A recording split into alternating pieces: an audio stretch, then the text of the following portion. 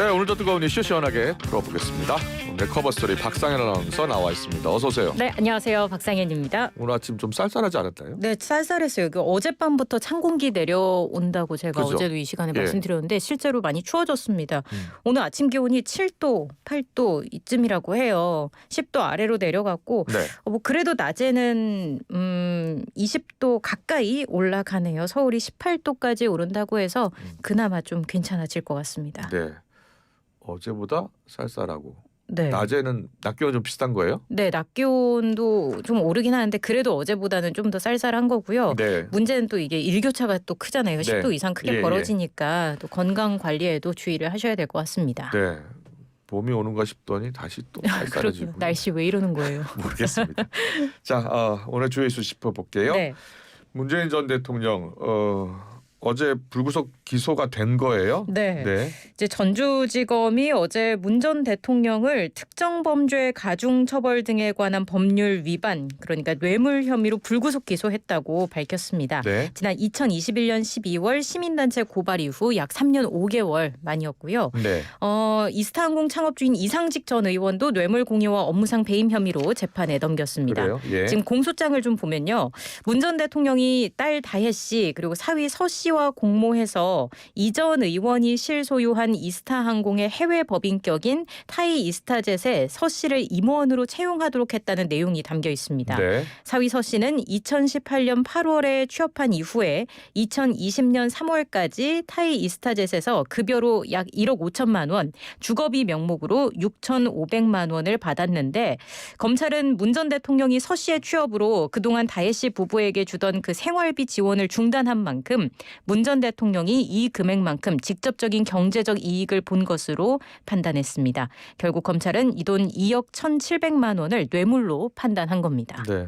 그러니까 이제 사위가 받은 월급이 그 이상직이 대통령에게 준 뇌물이다라고 네네. 검찰은 판단을 한 거예요. 그렇습니다. 네. 추가로 확인된 게 있었나요? 검찰은 이제 청와대 민정비서관실이랑 대통령 경호처 등이 다혜 씨랑 서 씨의 해외 이주에 깊숙이 개입한 사실도 확인을 했다고 밝혔습니다. 네. 민정비서관실과 특별감찰반 관계자는 여러 차례 다혜 씨를 만나서 태국 현지 부동산 중개업자 연락처와 국제학교 요청 사항 등을 전달하는 등 해외 이주를 지원했다고 검찰은 설명을 했습니다.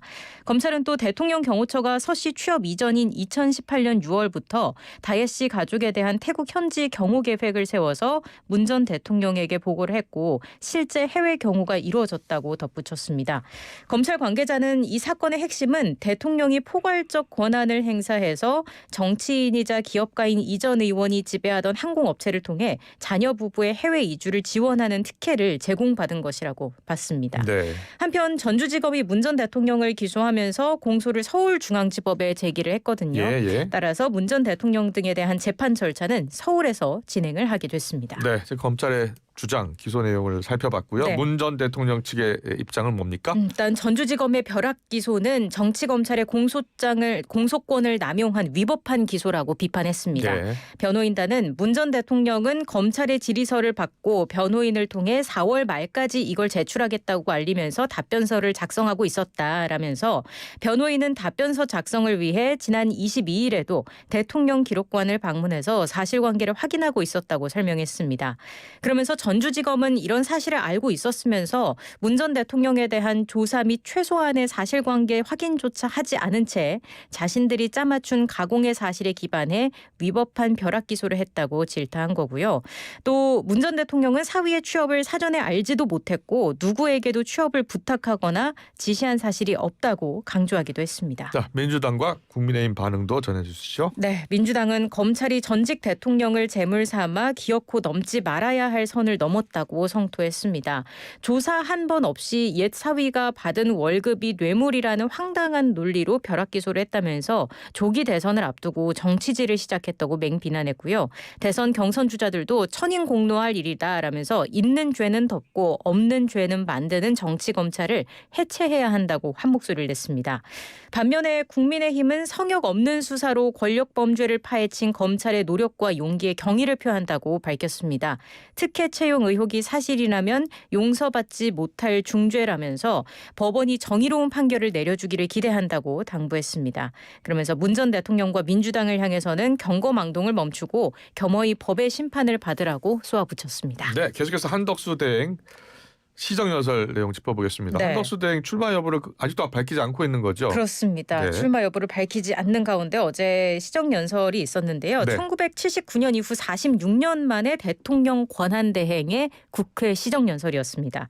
20분 가까이 이뤄졌고요. 한 대행은 경제 회복을 위한 12조 2천억 원대의 정부 추경안을 설명했습니다. 한덕수 대행 시정연설에 대해서 각 당의 반응은 어땠습니까? 극명하게 엇갈렸습니다. 네. 국민의힘 의원들은 한대행 연설에 박수로 호응을 했고요. 예. 민주당 의원들은 본회의장 자리를 지키면서도 내내 무반응으로 일관을 한다든지 예. 아니면 일부 야유를 보내는 모습을 보이기도 했습니다. 연설이 끝나면서 조금 진정이 되나 싶었는데 우원식 국회의장 한마디에 다시 좀 충돌이 있었어요. 예. 시정연설을 마친 한덕수 대행을 향해서 잠시 앉아 계셔달라 이렇게 요청을 한 뒤에 작심 예. 발언을 쏟아냈습니다. 예.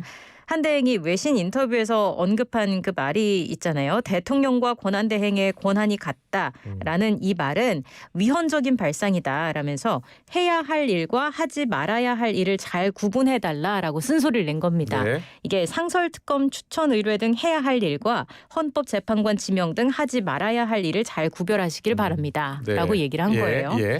그래서 여기에 대해서 국민의힘 의원들이 거세게 반발을 했고요. 반면에 민주당과 혁신당 등 의원들은 오 의장의 발언에 박수로 호응하면서 지지를 보내기도 했습니다. 네. 한덕수 대행이 이제 출마 여부를 밝히지 않으면서 이게 충돌하고 있는 네. 모습을 지금 우리가 확인할 수 있는데 어제 기자들이 또 물었어요. 맞습니다. 그랬더니 고생 많으셨다. 라는 말 한마디 남기고 또 떠났다면서요. 그렇습니다. 예. 그게 끝이었습니다. 예. 고생 많으셨다라고만 하고 바로 국회를 떠났는데 예. 한덕수 대행이 이렇게 대선 출마에 모호한 태도를 계속 유지하면서 한 대행의 차출로는 결국 뭐 계속해서 해석과 전망의 영역으로 남게 된 상황입니다. 네. 뭐 일각에서는 다음 주에 그러니까 국민의힘 2차 경선 결과가 나올 때쯤 해서 한 대행이 출마 여부를 밝힐 거다 이런 관측도 나오고 있고요. 네. 뭐 공직자 사퇴 시한 직전인 예. 오는 29일 국무회의에서 예. 거취를 밝히지 않겠느냐 그럴 뭐 수도 이런 있겠네요. 가능성도 제기가 되고 있습니다. 네. 자, 그런데 김용빈 중앙선관위 사무총장이요. 선거 관리는 선관위가 한다라고 했어요. 네, 어제 이제 국회 행정안전위원회 전체 회의에서 나온 이야기입니다. 네. 한덕수 대통령 권한대행이 대선에 출마하면 심판이 선수로 뛰는 것이라는 이야기가 있다라는 민주당 의원의 질의가 있었는데요. 여기에 대해서 김 사무총장은 선거 관리는 선관위가 한다라고 답을 한 겁니다. 네. 김 사무총장은 대통령이 선거의 주재자라고 생각하는 최 의원의 관점이 헌법적으로 선관위와 다르다라면서 선거는 선관위가 주재하고 임기 만료가 아닌 보궐선거의 경우 선거일을 결정할 수 있는 권한이 대통령에게 있기 때문에 이와 같은 절차만 해주면 끝나는 거다 이렇게 설명을 했습니다. 네. 이어서 만약 대통령이 선거 관리와 관련해서 어떤 권한을 행사한다면 그거 자체가 위헌이라면서 선거 관리는 저희가 한다고 생각하고 있고 행정안전부도 지원부서다. 절대 선거 관리 권력을 행안부에 넘겨줄 생각이 없다라고 강조했습니다. 네. 자, 이런 가운데 빅텐트론 지금 보수 주자들이 이제 빅텐트론에 대해서 네. 한 목소리를 내기 시작했어요. 네. 좀 분위기가 약간 변화하는 게 감지되는 그렇죠. 모습이에요. 예, 단일화하겠다는 거죠. 그렇습니다. 예. 일단 한대행과의 단일화에 적극적이었던 인물이 김문수 경선 후보였잖아요. 예. 근데 김 후보뿐만 아니라 한동훈, 홍준표 후보도 단일화 가능성을 열어두면서 한대행의 출마 여부가 경선의 핵심 변수로 더욱더 자리 잡고 있는 모습입니다. 네. 일단 한동훈 후보 같은 경우에는 SNS에 기득권을 지키는 것보다 국민의 승리가 우선이다라면서 경선 승리 뒤 모든 사람과 함께하겠다라고 적었습니다. 특히 한덕수 대행과 머리를 맞대왔고 생각도 완전히 같다면서 사실상 경선 이후 단일화에 응할 가능성을 내비쳤다는 분석이 나오고요. 네. 사실 한동훈 후보 같은 경우에는 한대행을 겨냥해서 관세 전쟁 상황에 집중해달라라면서 출마에 좀 부정적인 입장을 피력해 왔지 않습니까? 아. 그런데 이렇게 좀 입장이 변화한 것으로 보입니다. 보이는 상황입니다. 혹시 출마할 가능성이 높다고 이제 판단하기 시작한 것 같아요? 그런 얘기가 또 나오고 있어요. 예. 사실 한동훈 후보라든지 홍준표 후보라든지 이전과는 다른 입장을 보이면서 그러니까요. 그런 이야기가 캠프에 이제 들려온 게 아니냐라는 얘기가 있는 거고요. 예. 홍준표 후보 같은 경우에도 선구사무소에서 긴급 기자회견을 열었는데 한대행이 대선에 출마하고 반 예. 이재명 단일화에 나선다면 한대행과도 함께하겠다. 한대행도 나오면 언제든지 단일화 협상을 할 수 있다라고 얘기를 했습니다. 그래요. 그동안 한대행 출마가 비상식이라고 평가절하해 오기도 했었는데 예. 역시나 한덕수 대행이 출마를 한다면 단일화 협상의 길을 열어놓겠다고 입장을 선회한 겁니다. 그렇군요. 그러면서 반 이재명에 공감한다면 탄핵 찬성 반대를 넘어서 한대행이나 개혁신당 이준석 예비후보와도 함께할 수 있고 대선 승리 뒤에는 민주당 세력과도 함께 가겠다라고 밝히기도 했습니다. 그래요. 이렇게 당내에서는 한대행이 다음 주쯤에 사퇴를 해서 대선 출마를 결단할 수 있다라는 전망이 나오면서 대선 승리를 위해 빅텐트가 필요하다는 목소리가 높아지고 있는 모습입니다. 네, 이 빅텐트 안에 과연 이준석 후보가 들어올 것이냐 네. 또 관심인데 개혁신당은 선을 그었어요. 선 그었습니다. 국민의힘의 내란 텐트에 합류하지 않는다고 네. 얘기를 했어요. 이동훈 선거대책본부 공보단장이 논평을 내고 예. 다시 한번 분명히 밝히지만 단일화는 없다. 선을 그었습니다.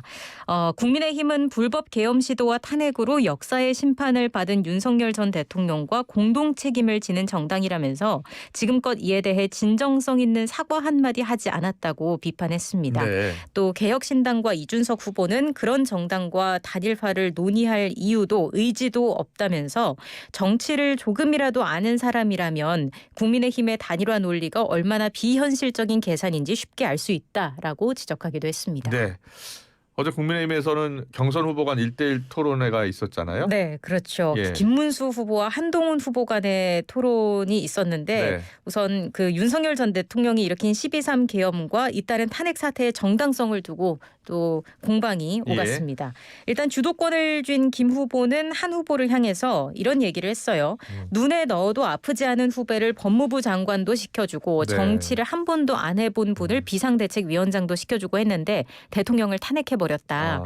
대통령 선거를 다시 해야 되는 것에 대한 책임과 시작이 한 후보에게 있다고 지적을 했습니다. 예. 한 후보는 김건희 여사 문제, 명태균 의혹, 의료 대란 등을 언급했는데 제가 대통령의 잘못을 바로잡으려고 나섰을 때 함께 나서주지 않았던 많은 정치인에게 책임이 있다고 생각한다라면서 그중에 한 분이 김 후보일 수도 있다라고 응수했습니다. 네.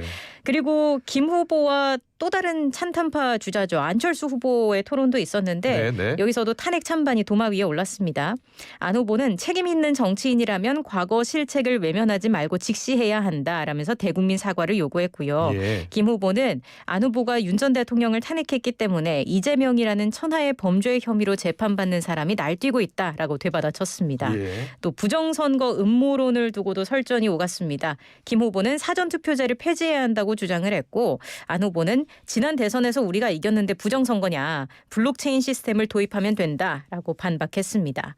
이렇게 해서 어제 안 후보와 김 후보가 주도권을 쥔 1대1 토론이 진행이 됐고요. 오늘은 홍준표, 한동훈 후보가 서로 한 번씩 주도권을 쥐고 가는 토론이 진행이 됩니다. 4시에서 7시까지 진행이 될 예정입니다. 민주당 경선도 보겠습니다. 민주당 경선주자들 다 호남으로 향했죠? 그렇습니다. 경선 지역 가운데 유일하게 1박 2일 일정을 잡은 이재명 후보는 이순신 장군의 말을 인용해서 호남은 국가의 보루라고 추켜 세웠습니다. 네. 호남권 메가시티 조성과 2036년 전북 하계올림픽 유치 지원, 호남 고속철도 2단계 조기 완공 등 지역 맞춤형 공약도 발표했고요. 예. 특히 호남을 재생에너지 산업의 중심지로 만들겠다면서 서해안을 시작으로 전국의 에너지 고속도로를 건설하겠다고 강조했습니다. 또 김경수 후보는 목포와 순천 등 전남 지역을 돌면서 지방정부에 연 5조 원 예산 지원을 약속하는 등 지역 민심에 호소하는 모습이었습니다. 또 이재명 후보가 압도적인 지지를 얻는 건 윤석열 전 대통령 때문이라고 지적을 하고 한덕수 대행을 향해서도 날을 세웠습니다. 또 김동연 후보의 경우에는 5.18 정신 헌법 전문 수록과 전남권 의대 설립 등을 공약했고요. 그러면서 이 후보 독주 구도는 건강한 경선이 아니라면서 계속해서 견제를 이어가는 모습이었습니다. 네, 오늘 박찬 아나운서의 커버 스토리는 여기까지 듣겠습니다. 수고 많으셨습니다. 다음 주에 뵐게요. 네, 고맙습니다.